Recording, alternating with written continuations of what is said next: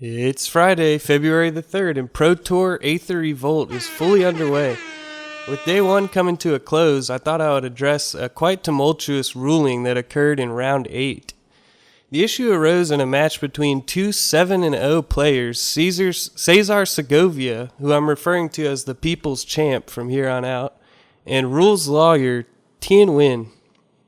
Now, before I talk about what happened, you might be wondering why so many people are siding with Cesar on this one, and why I'm referring to him as the people's champ.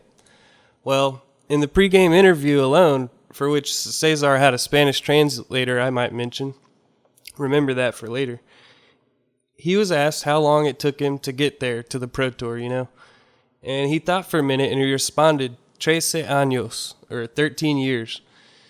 That perhaps means from the time he was a kid, he wanted to be in the Pro Tour. And I think a lot of players can relate to that, living the dream.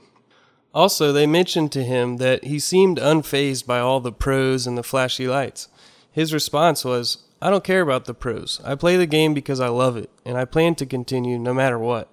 Once again, striking a chord with the masses of MTG players who are simply not on the pro level and thus cannot really relate to the average pro. Now we go to game 1 of round 8. Sorry I don't have the actual footage of the game in question, but we're watching game 3 here. But what happened is Cesar says combat, and thus they count that as passing priority to Thien, and who then passed it back to Cesar to go to declaring attackers. This means that simply by saying combat, Cesar accidentally missed his pre-combat phase crewing opportunity, and thus Weldfast Engineer did not trigger, and it's too late for him to crew his vehicle and get the +2/+0 effect.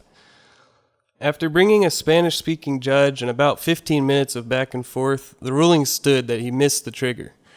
Now, I think the reason that 90% plus of the people in chat were siding with Cesar is because the average player would allow something like that to slide.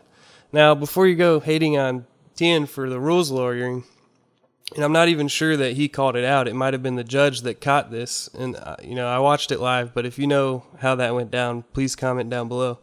But put yourself in Thien's shoes. At the pro level, players are fully expected to know all the rules and to use them to their full advantage. So before you go sending hate his way, think of it that way. Also, it is worthy of note, Cesar did get Thien all the way down to 1 HP in game 1, thus the ruling was truly a game breaker.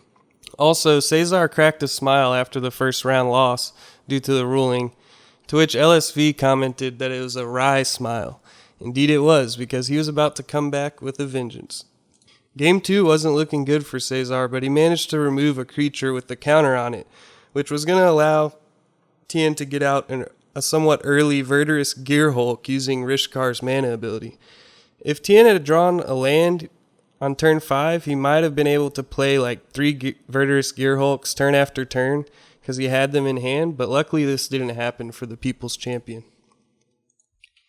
And here in this footage we see Cesar taking a game 3 victory, finishing it off with a nice monkey attack from Ragavan. So thanks for watching, guys, and if you want to see more MTG news, profit or loss videos, deck techs, and interviews, please hit that subscribe button, and thanks for watching.